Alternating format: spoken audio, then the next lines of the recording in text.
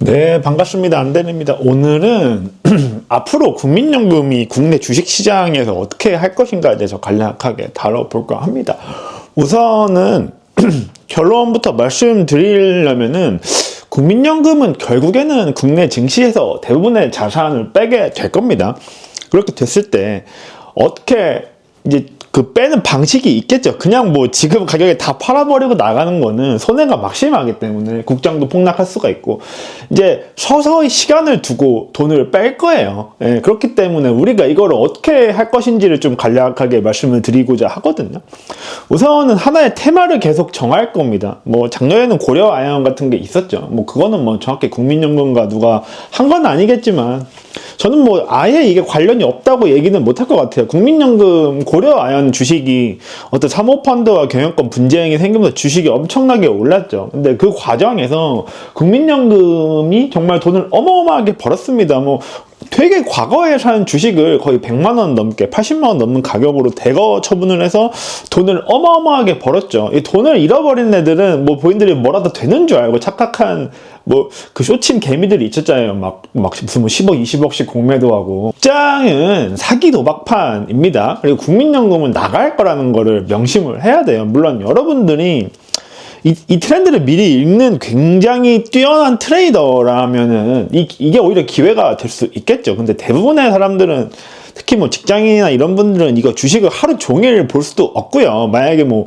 본인이 그런 기회를 읽어낼 수 있는 뛰어난 트레이더라면은 전업을 하시는 게 가장 좋습니다. 그러니까 하루 종일 주식을 보고 공부를 해야지 어떤 게 나오는 거거든요. 일반적으로 그냥 뭐 업무하는데 잠깐 주식 켜놓고 이런 식으로 하시면은 이 도박에서 100%질 수밖에 없습니다. 그렇기 때문에 국장은 이렇게 생각을 하시면 돼요. 이제 국민연금이 여기서 익시세를 할 겁니다. 대규모 설거지를 할 거예요. 그렇다면 이제 하나의 섹터마다 펌핑을 주고 거기서 이제 개인들이 크게 몰려들게 하겠죠. 그 다음 몰려들게 한 다음에 이제 그 몰려든 매수세를 만들어내고 거기다 아마 수익을 방어하는 방식으로 가게 될 겁니다. 그거를 이제 긴 시간에 나눠서 아마 진행을 할 거예요. 뭐 올해는 뭐 어떤 테마 두세 개를 만들어서 뭐 마치 유망한 것처럼 뭐 그런 식으로 진행을 할 거고요.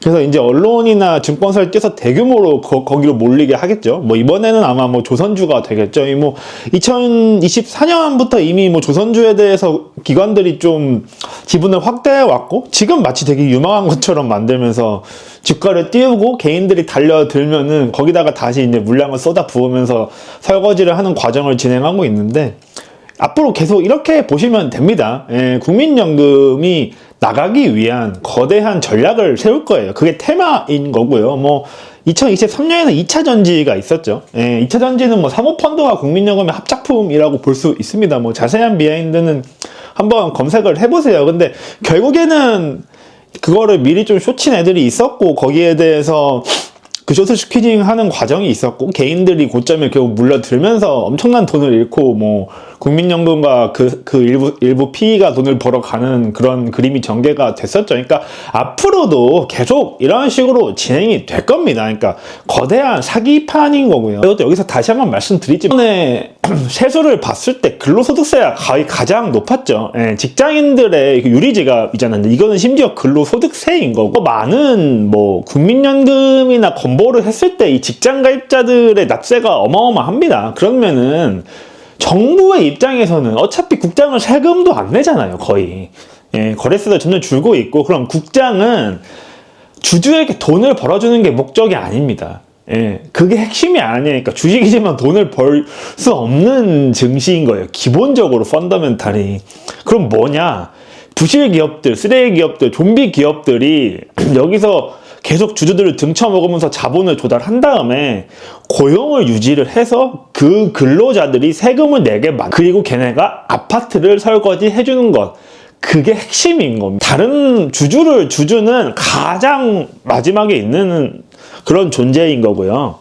핵심은 계속 헐값의 유상증자, 뭐 쪼개기 상장을 해서 자본을 조달시킨 다음에 돈으로 근로자들에게 최대한 월급을 주고요. 그리고 그 근로자들이 그 돈을 받아서 나라에 세금을 내고 똥파트를 설거지할 수 있도록, 이게 바로 전략의 핵심. 되게 재밌지 않습니까? 이게 보면은 주식으로 뭐 개미들 손해 입었다는 기사는 별로 안 나와요.